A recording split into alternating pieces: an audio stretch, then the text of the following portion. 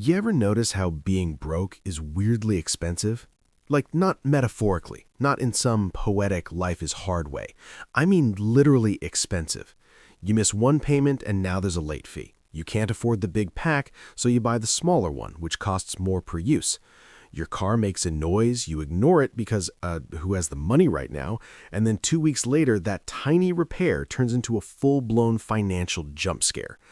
And if that feels painfully familiar, yeah, I think about this stuff way too much. My name's Threk, and I spend an unreasonable amount of time thinking about money, financial stress, and why some people feel like they're sprinting just to stay in the same place. Because once you really see the math of being broke, you stop blaming yourself for every little setback and start noticing the trap itself. And that matters a lot.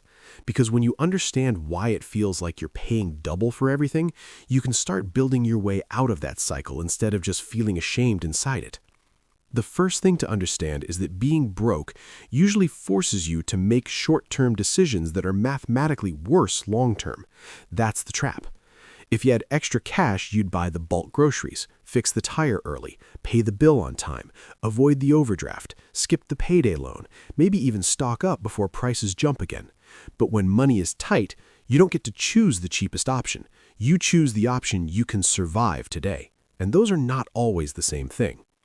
That's what people miss when they talk about bad money habits. Sometimes the habit isn't stupidity. Sometimes it's scarcity. Sometimes it's just a person doing the financial equivalent of patching a leaking roof with duct tape because rain is already coming in and payday is still 5 days away. Take groceries. If you've ever bought the tiny detergent, the single roll, the smaller bag of rice, you already know this math. The cheaper item costs less upfront, but more over time. Richer people often get lower per unit prices because they can afford the upfront hit. Broke people pay for access in fragments, little pieces, over and over. And honestly, that's one of the cruelest parts of it. When you have less money, the world often charges you more for basics. Then there's the fee economy, which, wow, feels like it was designed by someone who hates peace. Late fees, overdraft fees, interest charges, minimum balance penalties, disconnection fees, reconnection fees. It's like every small slip-up comes with a bill attached to the bill.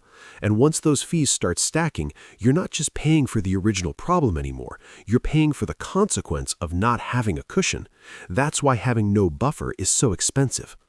Let's say a bill hits and you're short by $40. If that triggers an overdraft fee, maybe now you're down $75 or more depending on what else clears. Then the next charge hits, then the account dips again and suddenly one small shortage becomes a whole chain reaction. It's like getting financially mugged by timing. And the frustrating part is that from the outside, people look at that and think, why didn't you just manage it better?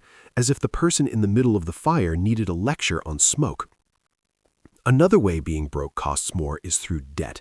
Not all debt, obviously, but the high-interest, emergency, panic kind. The I need this now or life falls apart kind.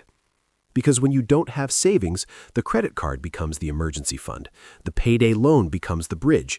The buy now, pay later plan becomes a bandage. And bandages are useful, sure, but not when they slowly start charging rent.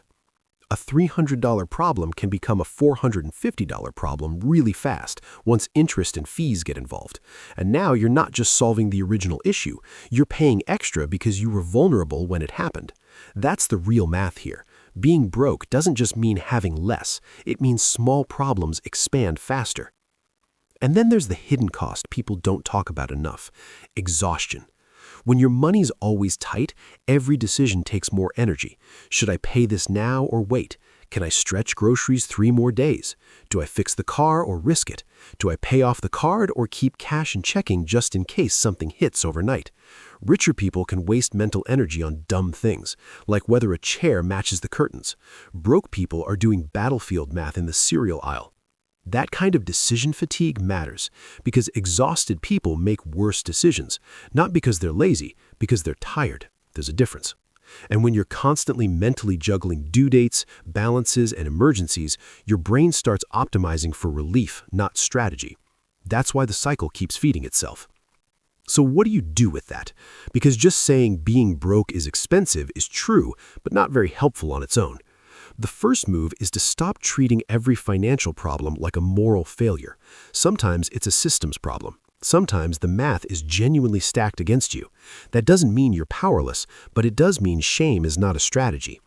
The second move is to build friction in the places where money leaks out fastest. If fees keep hitting, automate what you can. If small emergencies keep turning into debt, build the tiniest emergency fund you can manage, even if it starts embarrassingly small. Seriously, I don't care if it's $100. $100 can interrupt a disaster. That matters. The third move is to buy breathing room before you buy growth.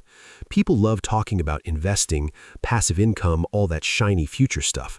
And yes, that matters. But if your financial floor has holes in it, the first job is patching holes. Stability first, then momentum.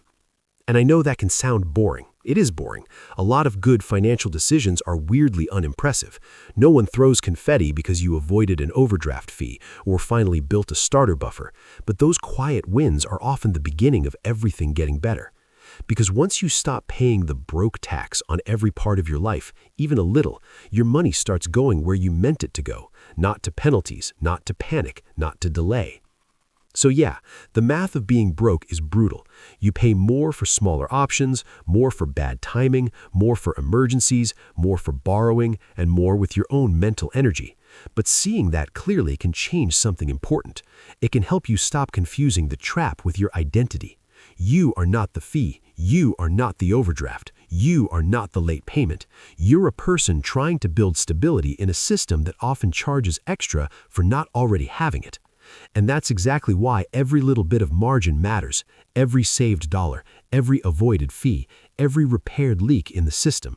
It may not look dramatic from the outside, but it changes the equation, quietly, gradually, and sometimes that's how real financial change begins.